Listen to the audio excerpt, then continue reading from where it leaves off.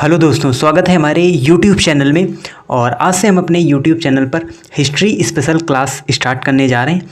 यानी ये हिस्ट्री की एक सीरीज होगी जिसमें हम जो भी एंशिएंट हिस्ट्री है, मेडाइवल हिस्ट्री है, मॉडर्न हिस्ट्री है, उस सभी को क्रम से पढ़ते हुए चलेंगे। और आज की जो ये क्लास है ये इंट्रोडक्शन क्लास है। यानी आज की क्लास में हम जानेंगे कि हम किस प्रकार से हिस्ट्री को पढ़ने वाले हैं, कौन कौन से हमको इसमें चैप्टर पढ़ने हैं, कौन कौन से पार्ट में हमको इस हिस्ट्री को पढ़ना है। तो चलिए सबसे पहले हम देख लेते हैं। तो देखिए, वैसे भी सभी एग्ज़ाम्स में जिसमें भी यानी जनरल नॉलेज के क्वेश्चंस पूछे जाते हैं तो उसमें हिस्ट्री का एक बड़ा रोल रहता है। यानी हिस्ट्री से रिलेटेड भी जो क्वेश्चंस हैं वो पूछे जाते हैं और मोस्टली इंडियन हिस्ट्री के क्वेश्चंस ही हमसे एग्ज़ाम्स में पूछे जाते हैं। और देखिए, एग्ज़ाम तो एक अलग बात है, और वैसे भी हमको अपने देश की जो हिस्ट्री है, जो हमारे देश का इतिहास रहा है, जो हमारे देश का अतीत रहा है, उसके बारे में इन्फॉर्मेशन होनी चाहिए। तो हम इस हिस्ट्री स्पेशल क्लास में ये जानेंगे किस प्रकार से हमारे देश में वैदिक सभ्यता रही, किस प्रकार से अलग अलग वंश के शासकों ने हमारे देश में शासन किया, और फिर हमारे किस प्रकार से हमारे देश में मुस्लिम शासकों का आक्रमण हुआ, फिर कई सालों तक हम अंग्रेज़ों के अधीन भी रहे, फिर हमारे क्रांतिकारियों ने किस प्रकार से हमारे देश को आज़ाद कराया और हम आज एक इंडिपेंडेंट कंट्री हैं। तो इन सभी के बारे में जो इन्फॉर्मेशन है वो हमको मिलती है हिस्ट्री से ही। हमको ये सब जानने को मिलता है कि किस प्रकार से हमारे क्रांतिकारियों ने हमारे देश को आज़ाद कराया। साथ ही साथ और भी जो हमारा अतीत का इतिहास है वो सभी हमको इस हिस्ट्री की क्लास में देखने को मिलता है। यानी हिस्ट्री में ही ये सभी चीज़ें हमको पता चलती हैं। तो आज की क्लास में हम बेसिकली इसका इंट्रोडक्शन करेंगे, यानी किस प्रकार से हमको पढ़ना है और कौन कौन से हिस्ट्री के पार्ट होते हैं। तो चलिए स्टार्ट करते हैं। तो सबसे पहले थोड़ी सी बेसिक इन्फॉर्मेशन हम देख लेते हैं हिस्ट्री के बारे में। तो देखिए, ये जो हिस्ट्री है ये एक यूनानी शब्द है। यानी हिस्ट्री एक यूनानी शब्द है। और सबसे पहले एक व्यक्ति थे हेरोडोटस। हेरोडोटस एक व्यक्ति थे। तो इन्होंने क्या किया था, इन्होंने अतीत की घटनाओं को एक बुक में लिखा। यानी इन्होंने अपनी एक बुक लिखी थी जिसका नाम था हिस्टोरिका। तो हिस्टोरिका ये बुक किसकी थी, ये थी हेरोडोटस ने। तो सबसे पहले हेरोडोटस ने ही हिस्टोरिका बुक लिखकर अपनी जो अतीत की घटनाएं हैं उनको इस बुक में प्रकाशित किया था। इस बुक में उन्होंने अतीत की घटनाओं को लिखा था, तभी से फिर इतिहास की शुरुआत हुई, यानी इतिहास लिखा जाने लगा। और इसीलिए हेरोडोटस को इतिहास का पिता कहा जाता है, यानी फादर ऑफ हिस्ट्री। किसे कहा जाता है, हेरोडोटस को कहा जाता है। तो ये एक बेसिक इन्फॉर्मेशन थी हिस्ट्री से रिलेटेड, किस प्रकार से ये जो हिस्ट्री वर्ड है ये आया और कब से इसकी शुरुआत हुई।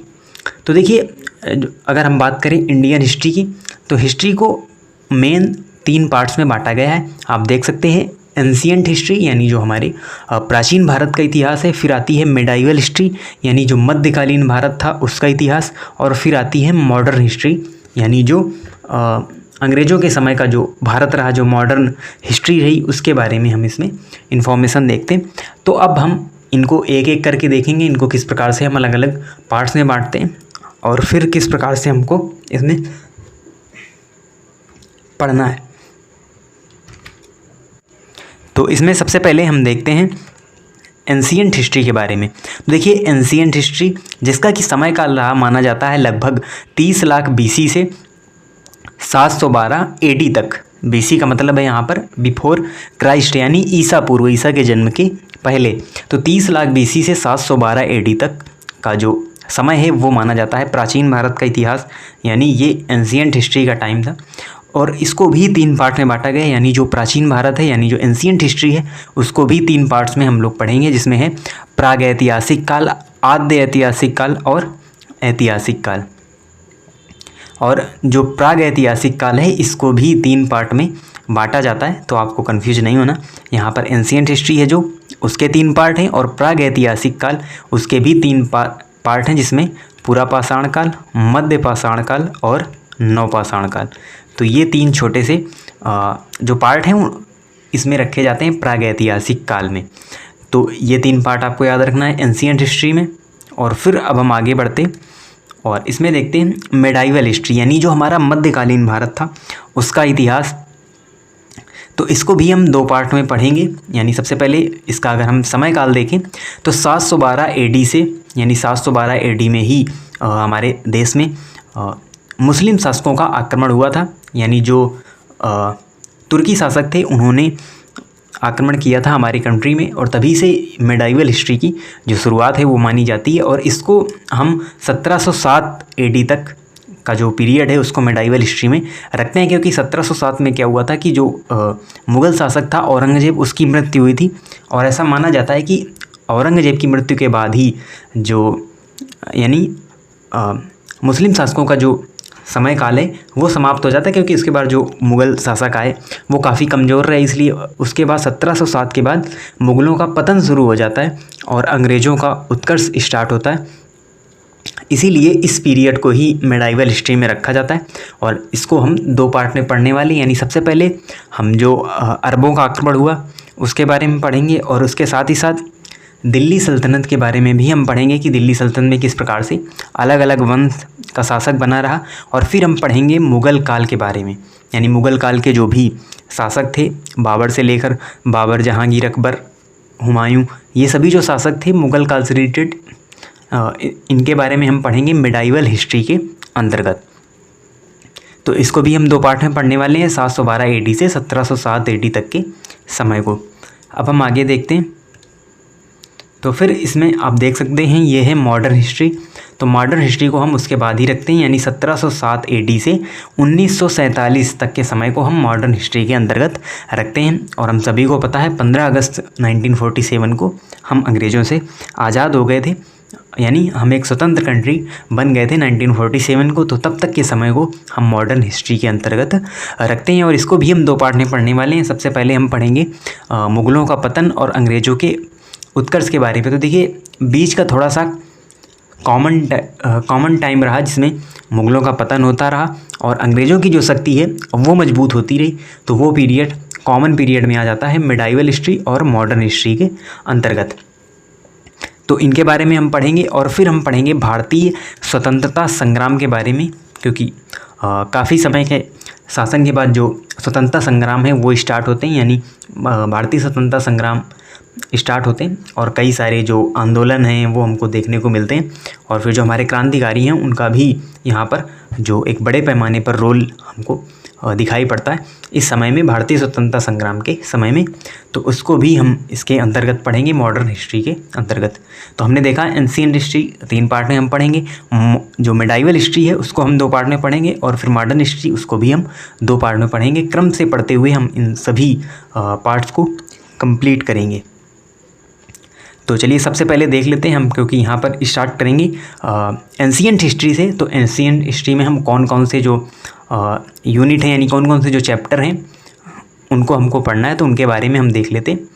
तो ये एक छोटा सा इंट्रोडक्शन है एंशिएंट हिस्ट्री का। तो देखिए हम एंशिएंट हिस्ट्री से ही शुरुआत करेंगे, और इसी क्रम में हम पढ़ते हुए जो हमारे टॉपिक्स हैं, आप देख सकते हैं टॉपिक, तो इन सभी टॉपिक के बारे में हम पढ़ते हुए चलेंगे इसी क्रम में। तो सबसे पहले इसमें पूरा पाषाण काल, यानी हम सबसे पहले पूरा पाषाण काल के बारे में पढ़ेंगे, फिर हम मध्य पाषाण काल के बारे में पढ़ेंगे, फिर आता है हमारा नव पाषाण काल, और उसके बाद फिर हम हड़प्पा सभ्यता के बारे में पढ़ेंगे, यानी जो हमारी हड़प्पा और मोहनजोदड़ो की जो सभ्यता थी उसके बारे में हम पढ़ेंगे। फिर आती है वैदिक सभ्यता कि किस प्रकार से जो वैदिक सभ्यता है वो हमारी कंट्री में आई, और क्या उसके जो अलग अलग काल रहे वैदिक सभ्यता में ही, ऋग्वेद, सामवेद, इनसे रिलेटेड जो भी हमारे वेद रहे, वेदांग रहे, तो ये वैदिक सभ्यता के ही अंतर्गत आते हैं। और फिर हमारी कंट्री में उदय होता है कुछ नए धर्मों का, जिनमें हम पढ़ेंगे बौद्ध धर्म के बारे में, जो कि गौतम बुद्ध जिसके प्रमुख हैं, और जैन धर्म के बारे में हम पढ़ेंगे। महावीर स्वामी के बारे में आप पढ़ते होंगे, तो वो जैन धर्म से रिलेटेड है, गौतम बुद्ध बुद्ध धर्म से रिलेटेड है। तो बौद्ध धर्म और जैन धर्म के बारे में हम पढ़ेंगे। फिर हम पढ़ेंगे महाजनपद काल, किस प्रकार से महाजनपद बने, और फिर मगध साम्राज्य बना, एक मजबूत साम्राज्य बना मगध साम्राज्य, उसके बारे में। फिर अलग अलग वंश आए, उनके बारे में हम पढ़ेंगे, जैसे शिशुनाग वंश है, नंद वंश है, मौर्य वंश की फिर स्थापना हुई, फिर मौर्योत्तर वंश, गुप्त वंश, गुप्तोत्तर काल फिर स्टार्ट होता है। और इस प्रकार से हम बढ़ते हुए आगे फिर कई सारे और वंश हमको देखने को मिलते हैं, जैसे पाल वंश है, प्रतिहार वंश, परमार वंश, चौहान वंश, चालुक्य वंश। ये जो सारे वंश थे इनका भी शासन भारत में रहा तो इनके बारे में हम पढ़ेंगे। फिर दक्षिण भारत का जो इतिहास है उसके बारे में भी हम पढ़ेंगे। दक्षिण भारत में कौन कौन से वंश रहे, तो इसमें राष्ट्रकूट वंश है, पल्लव वंश है, चोल वंश, विजयनगर साम्राज्य, बहमनी साम्राज्य और संगम वंश, तुलु वंश। तो देखिए इतने सारे जो टॉपिक हैं ये सभी हम कंप्लीट करेंगे एंशिएंट हिस्ट्री के अंतर्गत। और एंशिएंट हिस्ट्री के अंतर्गत हम इन सभी टॉपिक्स के बारे में पढ़ेंगे और क्रम से हम पढ़ते हुए चलेंगे। आपको सीरियल वाइज जो क्लासेस हैं वो मिलती रहेंगी हमारे इस चैनल पर, और वहाँ पर हम क्लास नंबर भी वहाँ पर आपको देखने को मिलेंगे, यानी 1 2 3 इस प्रकार से जो क्लास नंबर है वो भी हम वहाँ पर आपको दिखाई पड़ेंगे। और इस प्रकार से हम क्रम से अपनी जो हिस्ट्री है उसको कंप्लीट करते हुए चलेंगे। पहले एंशिएंट हिस्ट्री, फिर मिडाइवल हिस्ट्री और फिर मॉडर्न हिस्ट्री को हम कंप्लीट करेंगे। तो आप इसी तरीके से हमारे चैनल से जुड़े रहिए और आप इस सीरीज़ को ज़रूर फॉलो करें, जिससे आप जो अपना नॉलेज है उसको इन्हेंस कर सकें अपने देश के, अपने अतीत के, यानी अपने भारत के अतीत के जो भी इतिहास है, अतीत का जो इतिहास है उसके बारे में आप अच्छी तरीके से जान सकें। और जो हमारी वर्ल्ड मैपिंग की जो सीरीज़ चल रही थी तो उसमें हम ऑलरेडी यानी ऑस्ट्रेलिया, अंटार्कटिका, उत्तरी अमेरिका, दक्षिणी अमेरिका और अफ्रीका कॉन्टिनेंट कंप्लीट कर चुके हैं।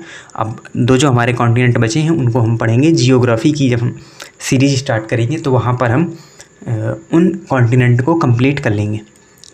तो चलिए मिलते हैं आपसे नेक्स्ट क्लास में नए टॉपिक के साथ, यानी एंशिएंट हिस्ट्री हम स्टार्ट करेंगे अगली क्लास में, और वहाँ पर हम जानेंगे फिर अपने भारत के इतिहास के बारे में।